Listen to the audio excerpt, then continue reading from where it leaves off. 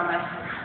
All right, so as an actor, you played a lot of roles, and I was wondering if, is there ever, have you ever had any problems with, and this is going to make people sound like you're crazy, with personal identity and having proliferation of characters into yourself, and if you've ever really questioned, where does this person start, and then where do I begin, and when were those experiences, and Yeah, that comes to kind of a painful thing, actually, because the role is Spike.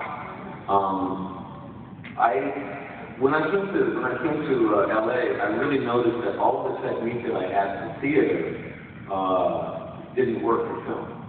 And in theater, it kind of worked from the outside in.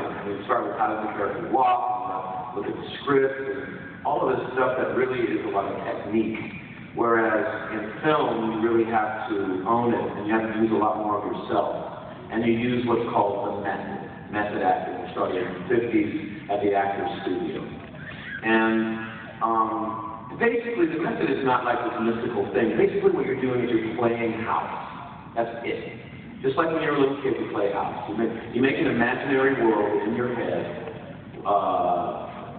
that you can release into, and you have to make that as detailed as you can. So really, the method is about doing homework and filling in these little details, like what's my favorite ice cream, how do I feel about George Bush, all of these questions like that.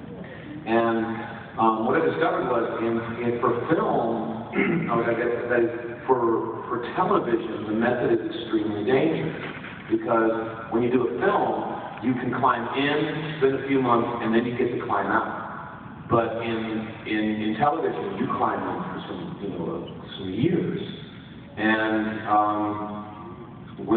frankly, I climbed right into Spike. And when Spike got his soul and went insane, I kind of went a little crazy. For real. I had to, because the ghosts of his past victims were coming back to haunt me.